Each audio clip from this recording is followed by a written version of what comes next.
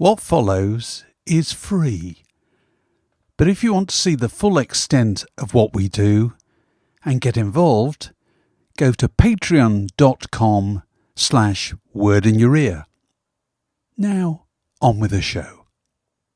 Well, welcome to another edition of Word in Your Ear. I have to say, I absolutely loved this book, Adventures in Modern Recording. And I loved it as much for the stories about how its author produced the soundtrack of the 80s with Frankie and Grace Jones and ABC and Dollar and countless others, as for the discovery that he started out as the bass player in various dance bands on the top rank circuit supporting Tommy Cooper and Tiny Tim. It really is the definition of a colourful life. It's fantastic. Trevor Horn, how lovely to see you. Nice to see you guys. I haven't seen you for a while. Yeah, how are you? Okay. Yeah, I can't complain. Good. And why the book now? I mean, is this a lockdown thing? Did you always want to write the book and suddenly you had time to do it, or what? I don't know. You know, I wrote 4 of the chapters about 10 years ago, and everybody got excited for a moment. I thought, oh, I'm going to have a book out, and then nothing happened for years, and so I completely forgot about it. And then suddenly, this, you know, just to start lockdown, this company came on like gangbusters in the book, you know? So it sort of inspired me to finish it, really. Well, it's fantastic. And we traditionally start by asking people if they can remember the record playing equipment in their home when they were growing up. This was Durham for you, I think, wasn't it? Can you remember the record playing equipment and what might have been on it from your parents' record collection? There was a dance set. I've forgotten what it was called, auto player, so you could stack 6 singles on it. It was my sister's, but that was the best thing that we had, with one elliptical speaker in it. And your dad was in a dance band, wasn't he? The Joe Clark band. Well, he was in a few. That's how, you know, he was what we called back in the day semi-pro, you know, meaning that he did a day job and he worked in the evenings. So I didn't see him, you know, for years. I never saw much of him. So he was always going out to work. Can you remember going to see him on stage as a child? Or can you go? I mean, Elvis Costello always writes about his dad in the Joe Loss Orchestra very, very movingly about what it was like to see him playing when he was 10. Did you ever get to see your dad? Oh, of course. Elvis Costello's father was Declan McManus, wasn't he? Yeah. Who was a singer. Well, Ross McManus. Yeah. I remember that. Because Pete Townsend, his father, was Cliff Townsend, who was like the top tenor player in England. Yeah. Played with Ted Heath Band. I used to go and see my dad play, and I used to sometimes get up and you know, he used to let me get up and play a couple of songs. They were, you know, dance bands were quite a thing. My father was into people like Neil Hefti and Benny Goodman, you know, and I mean, those bands, they reached incredible heights in the 50s. That's why all of those musos were so shocked at rock and roll. Because it was these upstarts who couldn't play. So where did you stand as you were growing up, as regards that kind of chasm between traditional musicians and rock and roll bands? Where did I stand? I tell you where I stood. Absolutely. Playing old shit earned you money. Playing in rock bands didn't earn you anything, apart from a pain in the neck. And I used to think, when I was about 16 or 17, I tried being in a couple of bands, but they were all sort of obsessed with playing the blues. But they were kind of white and they lived in Leicester. I could never, to me, I couldn't see the relevance of the blues to them, you know? Right. And yet they took it incredibly seriously. I tried taking it seriously, but I couldn't. You see, I was used to think blues songs were in strange keys. Like, I thought Summertime Blues was in F. Because whenever you played it with a dance band, they put it in F, because then the horn players were in G. You know, if you're in the key of E, you're I get things pop up. If you're in the key of E, the horn players are in 6 sharps. It's no good. So rock and roll used to baffle me. How the hell do they play this? And then of course I realized the fucking thing's in E. Of course, it's a piece of piss to play. But not enough. So what was describe what life was like in those dance bands? Because presumably you had to learn a whole load of new covers every week of all the new hits. No, I never learned anything. I used to sight read it. You see, the thing was, as I learned to play the bass guitar, I learned to sight read. The music, when I started out, was pretty easy.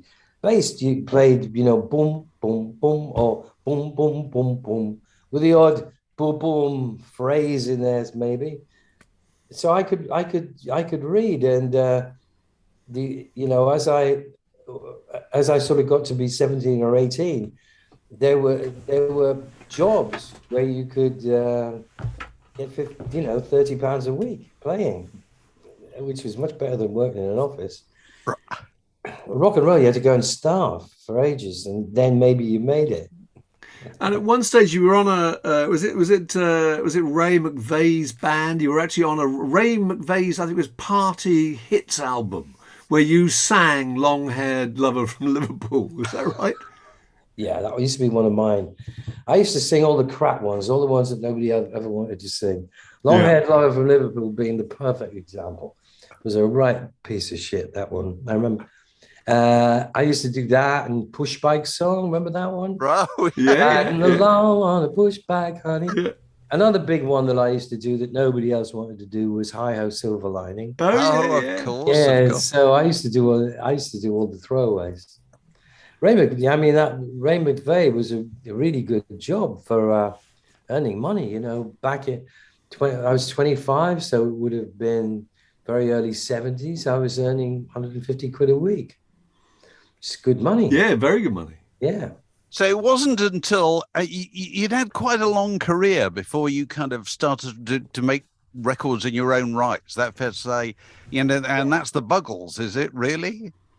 The Buggles was really the first thing, because, when I was about 25, I started producing things.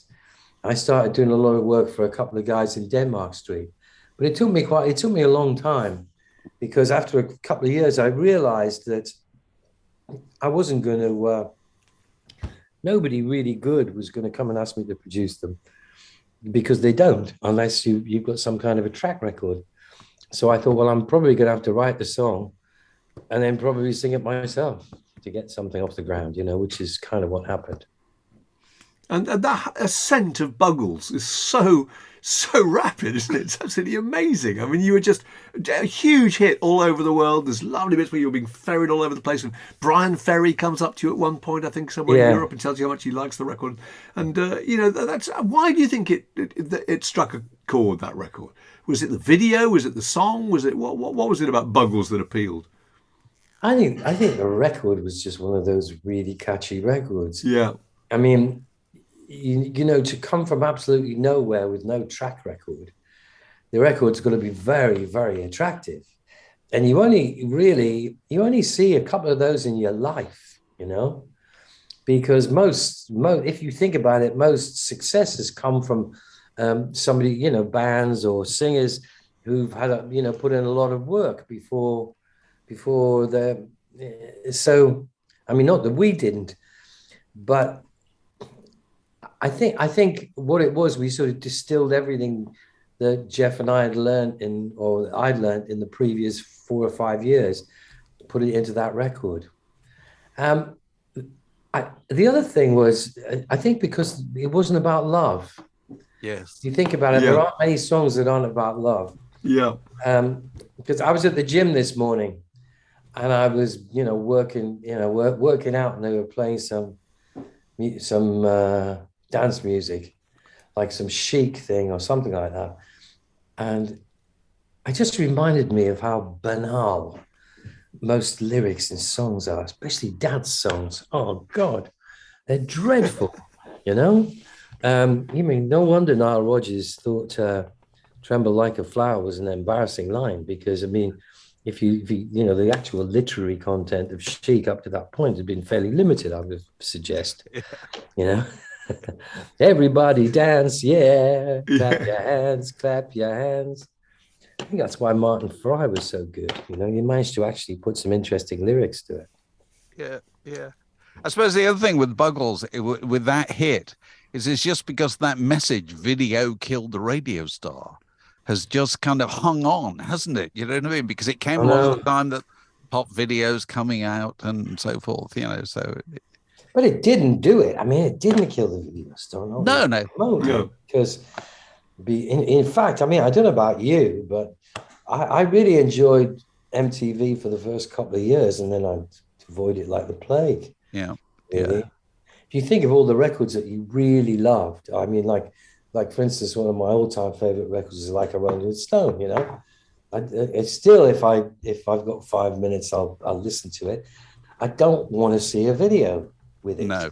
No. You know, with a cut to the piano player playing, Yeah. cut to the guitar player playing. You know, bullshit. So, you know, so I think it died fairly quickly.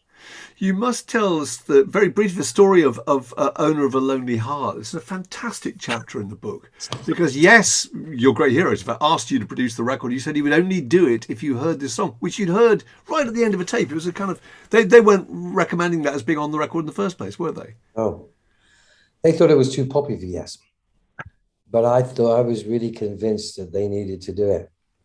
I could feel that the 80s, that the old rock bands, you know, I thought Genesis did a really good job of moving with the times. Yeah. You know, they were very modern, you know, that Follow You, Follow Me record was really, it was good. Yeah. And I thought Yes needed to do the same thing. But I thought that song was a hit for them. It was just, the problem was just getting them to play it very simply. Once they got the idea in their heads that they were going to do it, they did a good job of it. But just to get them to go bomb, bomb, bomb, bomb, bomb, bomb, bomb was really tough. They wanted to do bomb, bomb, bomb, bomb, bomb, bomb, bomb, bomb, you know, anything but just that simple thing. And yeah, I think I say in the book, I had to get a bit carried away. I had to crawl around on the floor and cry, not cry, but make noises. Please. Literally please, begging them, weren't you? begging them, yeah. You must have felt Please. so vindicated when it was a success then, because they didn't believe you, did they? And it was like #1 record in America. I knew it would be. I felt, yeah, of course I felt vindicated. But, you know, there's an old saying, if you're getting away with it, keep your mouth shut. So I never went like, you know, I told you. I never do that. It's pointless. So is that a key part of the producer's art? Is the diplomacy involved in dealing with people and convincing people that it's their idea when it might not be? Is that the case? Well, it's sometimes convincing him said, I don't think afterwards Yes ever claimed it was their idea to do it. Trevor Rabin was dead against it, and he'd written it. Yeah, it's so bizarre. Think how well he did out of that. Exactly, but yeah, you know, you're always. I mean, on that particular record, John Anderson would come in and sing something, and then there'd be much consternation, and I would have to negotiate. I remember one of the lines which made it to the record was "Do do do do be ye circle." Be ye circle, which is quite an interesting line. I always remember the crew playing snooker with the crew. Be ye fucking circle. Don't let him sing that here. Be ye circle. What's he about? Yeah, that was Nunu, the head roadie. The guy that said the drummer sounded like a pea on a barrel. Yeah, old rock bands, man. I'm sure you could write books about them. They're good fun, but you can't help but like them. That's the funny thing. I really liked Jess, and even when I got to know them and they were a pain in the neck, I still really liked them. So, and then you were in the band, weren't you? And when they were fired they thought you weren't good enough, and that was what made you decide, I don't want to be a performer anymore. I want to be a producer. Is that right? Kind of, yeah. It was a bit like going from the, you know, it's sort of ridiculous, really, because, you know, I had no idea. I never had a singing lesson in my life, and.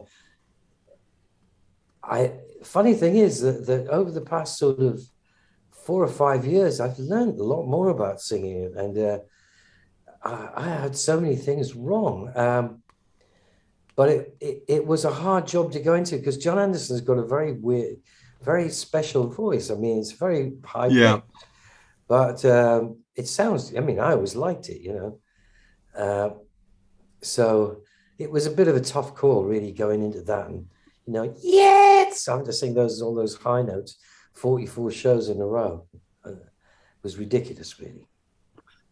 So you during the 80s, you developed a reputation that people said, Trevor Horn's producing them. It's a Trevor Horn production. And that carried with it certain expectations, didn't it? Yeah. What do you think people's expectations were of a Trevor Horn production? That is some kind of hit, but or that they like it. I don't know.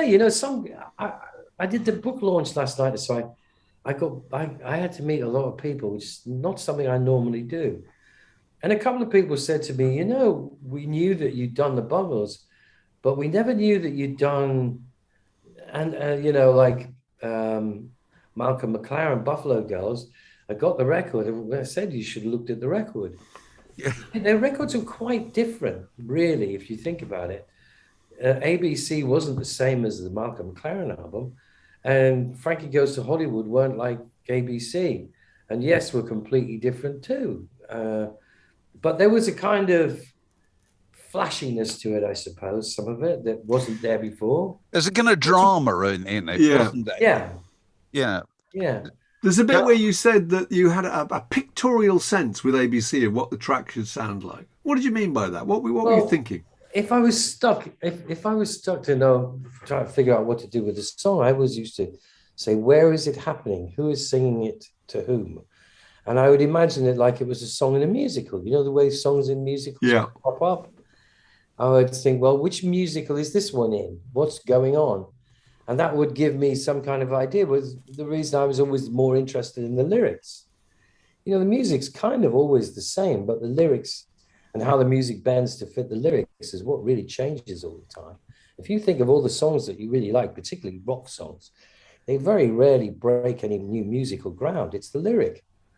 It's like a catchy thing, there ain't no cure for the summertime blues. Yeah. Good line, Good golly, Miss Molly. Yeah. Lucky golly, mine's with Molly. It's like so I was also doing stuff that not a lot of initially in the 80s that not a lot of producers were doing because they didn't understand the new technology. You had to own it to understand it.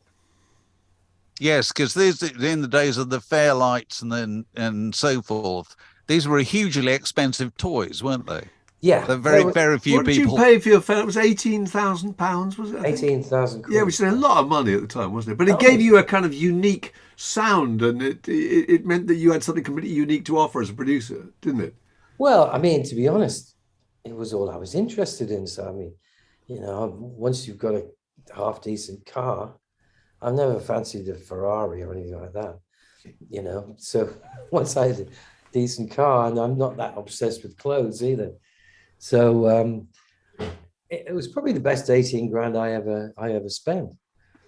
Just before I bought it, I got a call from a company called New England Digital that made the Synclavier, The Synclavier was more expensive. And there's a guy called Brad Naples who ran the company. And I always remember him saying, Trevor, I hear that you're buying a Fairlight, and I would like to recommend the Synclavier to you. If you're looking for gimmicks and quick things, then the Fairlight's for you. But if you're looking for a proper scientific tool, then you need the Synclavier. I said, well, I'm getting the Fairlight because I want cheap gimmicks. That's music, for God's sake. Cheap gimmicks. That's brilliant. There's a whole section about you producing Frankie Goes to Hollywood. It's fantastic. And you did the whole of the Relax track pretty much overnight, isn't that right? Just in one night. Yeah. It was just one of those. Yeah, I thought about that so much afterwards, wondering whether I should have said that we smoked some pot, and should I have done it? Should I have said it? Am I going to make people think that all you need to do is smoke some pot and you can make a great record? But then when I thought about it, I thought, no. I'd worked on that song for 3 weeks before that afternoon. I'd done 3 other versions of it. I was sick of it, I knew it from one end to the other. So it was just rearranging some of the bits, But it was all, that's the great thing about pop music. That's why I never liked film scores. Film scores are a massive undertaking. And, it's like being part of a team, and there's lots of things you've got to do. You can't just go in and fix it all. But with a single, you can do what we did, just suddenly start again on a Tuesday afternoon and have the whole thing finished by 5 o'clock the next morning. You talk about having two regrets about Frankie Goes to Hollywood. Can you tell us what those two regrets were? Well, one of them was not putting the band on relax playing, because it would have been really easy to do, and they could play, after they heard the record, they could play relax really well live, with a bit of track behind them. And I think that unnecessarily gave, music journalists and the newspapers always loved that story. They love that, so and so didn't play on their record story. Because the band did appear on it, but only as a sample of them jumping into a swimming pool. Isn't that Yeah, right? but they did. Holly, Paul, and Holly Bob and Paul, of course, yeah. sang on it. But that was one of my regrets, and the other. But also because you felt they weren't that committed to promoting it because they weren't on it. You felt it was an element of that, wasn't there? No. No. They on that first album, that first year, when they were happening big, everyone was getting on fine. The band loved our version of them. That's what made me kick myself for being stupid not to put them on it. They were fine because, they hardly played on Two Tribes either. Yeah. But then they played completely on The Power of Love. That was them. Just giving, the journalistic situation back then for music was a lot more antagonistic. Yeah. Than it feels at the moment. People are a little bit kinder now. Maybe it's because I'm old. Because your other regret is that you didn't kind of have them protected, as it were, the group. Was that right in terms of press? Well, no. What I said was the problem with the record business is you basically go into business with people who've never been in business before. You form a business with them. You put in your money and time, and if you do that with people who do business all the time, they understand that. Not that I'm making any claim to be a businessman, but you appreciate the fact that a good deal is one where everyone earns proportionally to what they put in. Very hard to get that with bands. The minute they get some success, they kind of think everybody's stealing from them. They kind of get crazy in a way because they've never been, especially if you sell a lot of records. Yeah. There's always loads of people around, look how well they're doing off you, Yeah. And you're there and you're vulnerable. You're not like some, if you're signed to Universal, good luck, mate. Whatever you think of your deal, you're fucked, right? If you try and pull any shenanigans. But when they can see you and they can see that you're human, and you see that nobody's perfect, you're for the chop generally. And we were on a lousy deal through Ireland. I think ZTT as a whole only got 14 points or something like that, and from that we had to pay the artist. Right. Yes. Yeah. It's hopeless. And also you were taking immense amounts of time and huge amounts of money to record Two Tribes. I think at one point Elvis Costello comes in, possibly in the same studio, I think, and records an entire album in the time that you're still working on Two Tribes. Is that right? Can you sing any songs from that album? Oh! Ooh. You can sing Two Tribes, though. Saucer of milk. No. I wasn't being bitchy. Elvis Costello wrote some great songs. Yeah. They tended to be earlier on. Yeah. My Aim Is True and around there. Don't get me wrong. I love Elvis Costello. One of my favorite albums. No, I mean is that one where he sings Bacharach. Yeah. I love that record. But it's just, I won't do that anymore. No. I didn't do it in the book.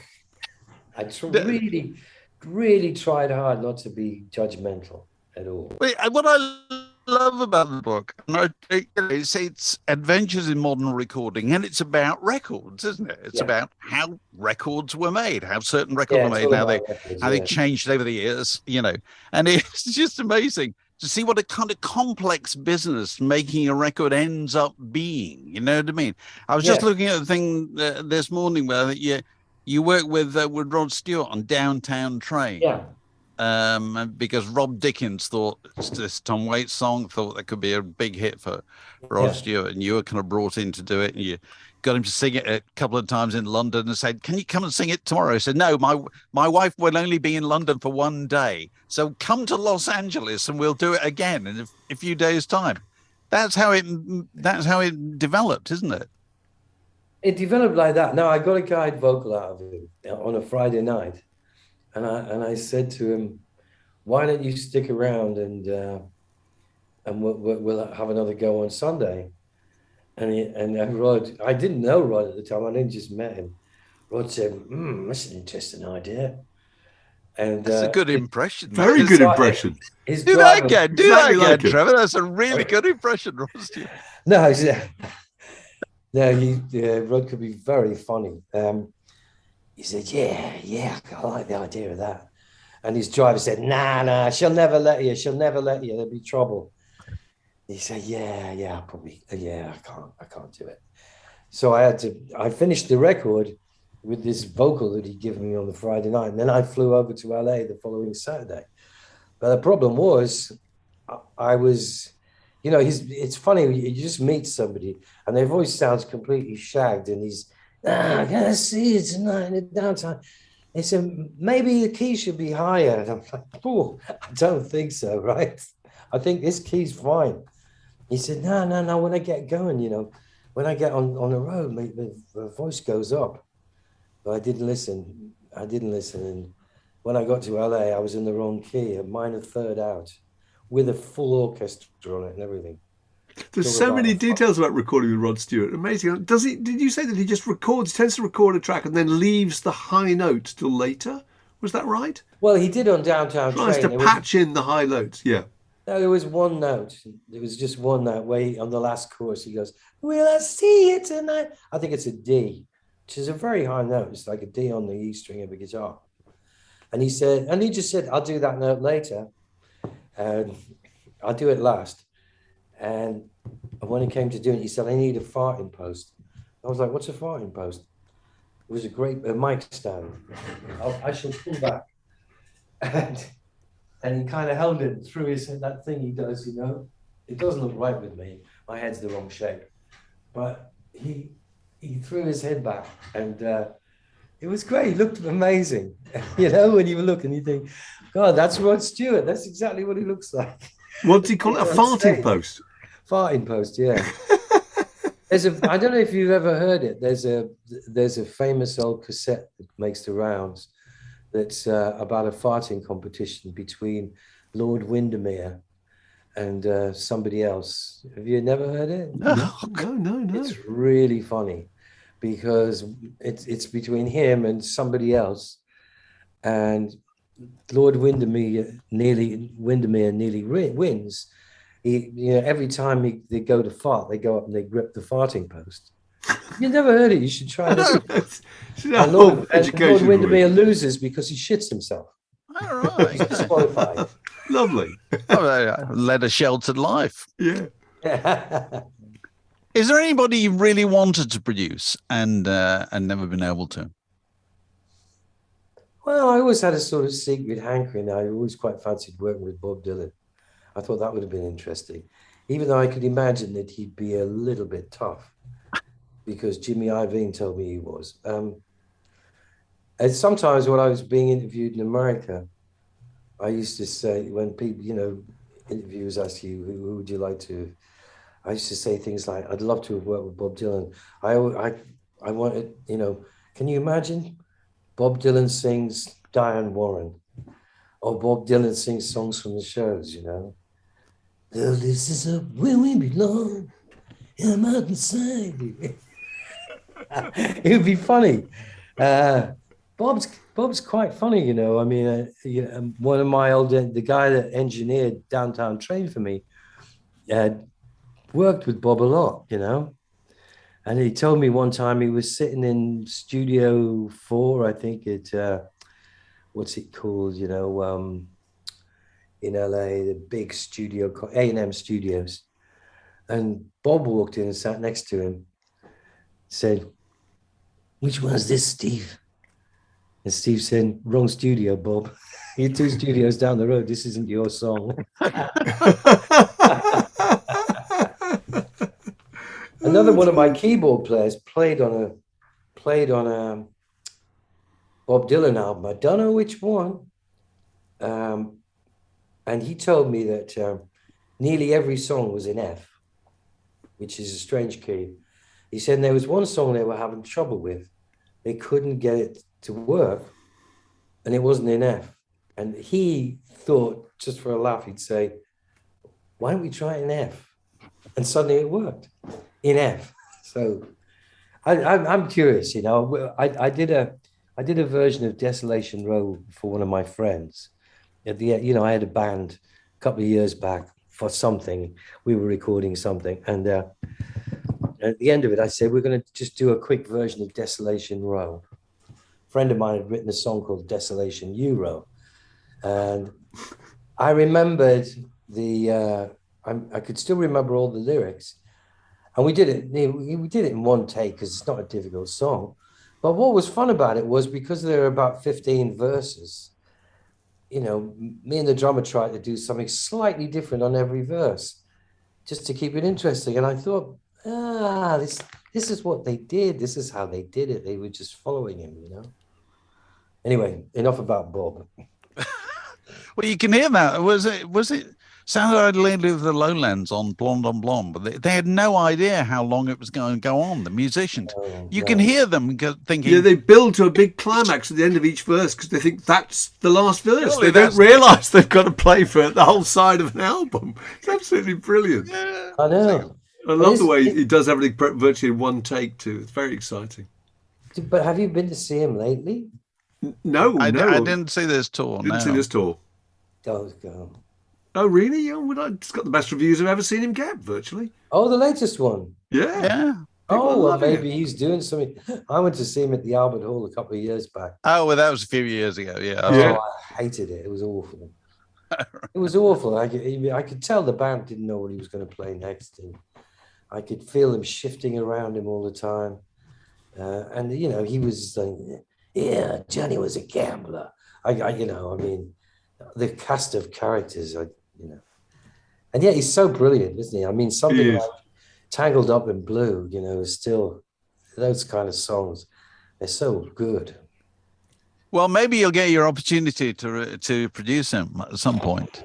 And maybe there'll be a further chapter in the next. Is there going to be another volume of this? Part 2. Is it going to be another volume? Well, you know, I mean, I've only written about one song. Well, sorry, about 20 songs. But you know, there's so much more. There was a whole album with Yes No, 4 albums with Seal.